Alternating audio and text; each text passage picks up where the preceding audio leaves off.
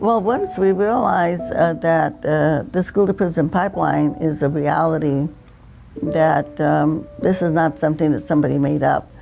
Because when we look at the numbers and we look at what's happening to black and brown students in our school systems, and not only here in Kern County, but throughout the Central Valley, as I travel around the United States of America, the same thing is happening in Arizona, New Mexico, Chicago, New York.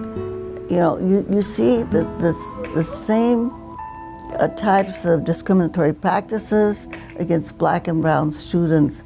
And when we think of the browning of America, and we have these systems in place that are depriving kids of color from having an equitable education, that is really destroying their futures for many decades. The blame for a child not succeeding in school was placed on the parents.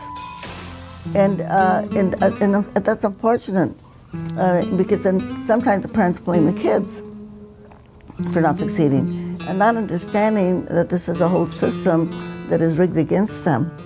So I think giving the parents the tools that they need, which is what we do with our organizing, and teaching them some of the discipline procedures, teaching them the things that they need so that they can actually start asking the right questions, you know? They're not bad parents, and it's not that they have bad kids, that they are part of a systemic system, a systemic failure.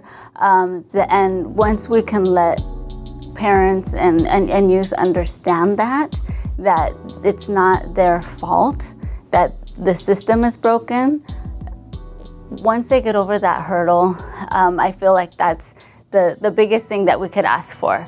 Well, we know that the issues that affect our students affect parents regardless of who they are, whether they're African American or whether they're Latino. But the one thing that we have learned is that when you organize the parents, when you organize the students, we can make it happen. We can change it. Just so folks know, DHF didn't do it alone.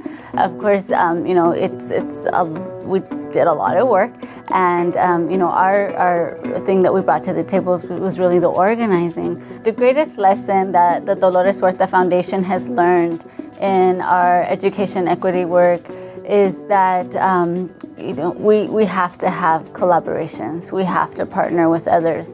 It has helped our work tremendously to be part of Dignity in Schools California. So important that, you know, we're not just focused on what's happening locally, but that we're thinking regionally and statewide, so that we don't have to pick these battles by ourselves. You know, we've got to make our work very all-inclusive.